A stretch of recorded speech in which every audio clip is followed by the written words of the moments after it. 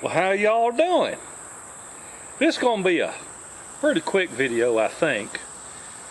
I don't think I'll run my mouth too much on it. But this is a video a feller asked me to do.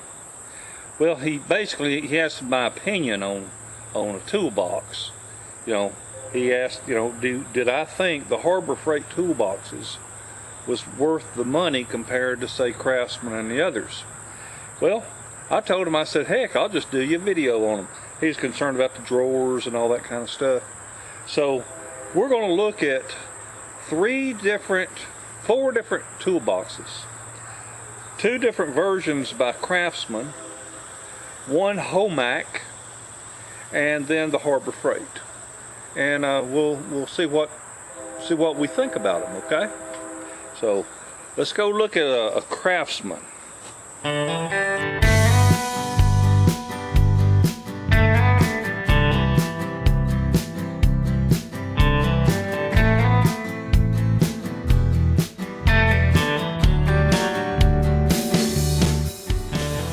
Lord of mercy, there's another little toy I found back here in the garage. I gotta play with that. That little sucker was running last time I put it in here. Okay, now here's a Sears Craftsman. This is the bottom section. When I go around in the other garage, I'll show. I've got the top chest. I've got it sitting on a different toolbox. But let's look at the drawer glides. The boy that was asking me the question wanted to know if the drawer glides, how they'd hold up, heavily loaded. Well, down here in this bottom one here, it's hell, it ain't too easy to open and close.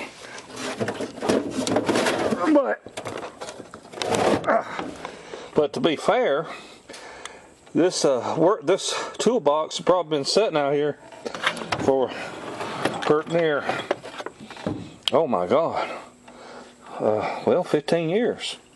This was my dad's. I bought this for him, brand new from Sears.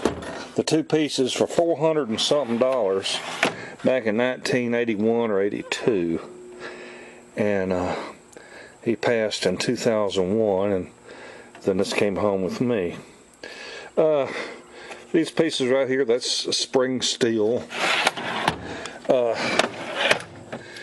and they feel good and solid.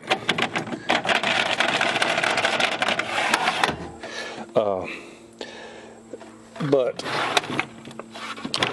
of course, we're looking at one here that is, 1981 till now. That's a long time. How many years is that? 81 to 30, 35 years? Well, we'll go look at the other part. But now, this one's been sitting out here, like I said, out in this garage, exposed to the elements I get. Well, not exposed to rain, but just out here where it's damp. So let's go look at another one. Okay, this one right here, the brand name is Homak. And it basically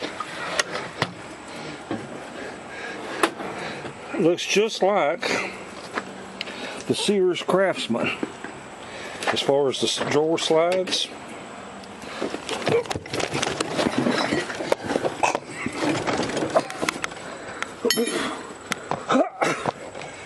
Oh, shit.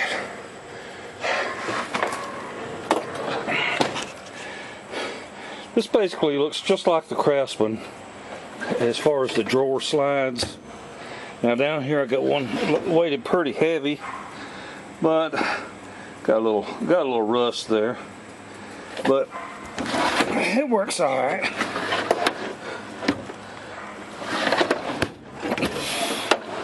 Now this is loaded down heavy with these sockets, and it slides okay.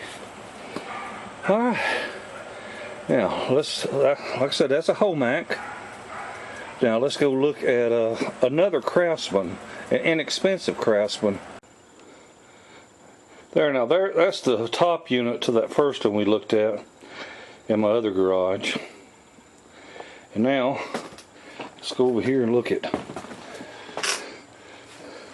these little Craftsman. Now these little fellers are not the same quality as the first Craftsman I showed you. I purchased these when I was in the mobile home business and I had people working for me. I needed the men to have their own tools and toolboxes and made them responsible for what they had. But these are not the same quality, although they do have, they do have metal drawer slides. They just never have been as well made or as heavy duty. And direct comparison right over here. See now, these just are much smoother. Okay, now that takes us now to the Harbor Freight US General Pro. Now, I bought this set for a very, very fair price during a tent sale. And what was wrong with this, let's see, where was it? Right here. That had a pretty bad dent.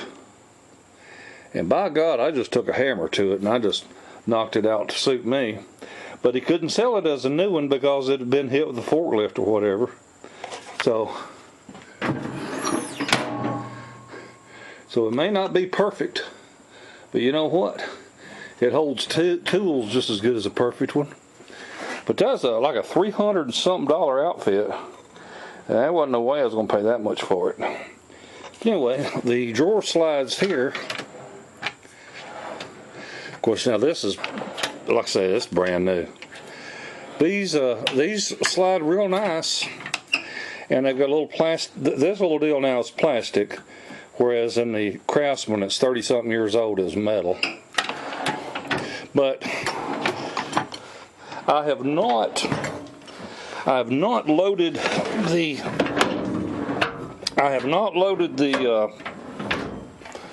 US General down heavy enough to know if it's going to have any problem sliding. I don't think it will. But the one thing you've got to watch out about the US General, let me get out of this hot garage. Hang on a minute. Well, the one thing you got to be concerned about on that US General, and if truth be told, probably all of them, is that the bottom piece of metal in the base cabinet will flex with them wheels under it.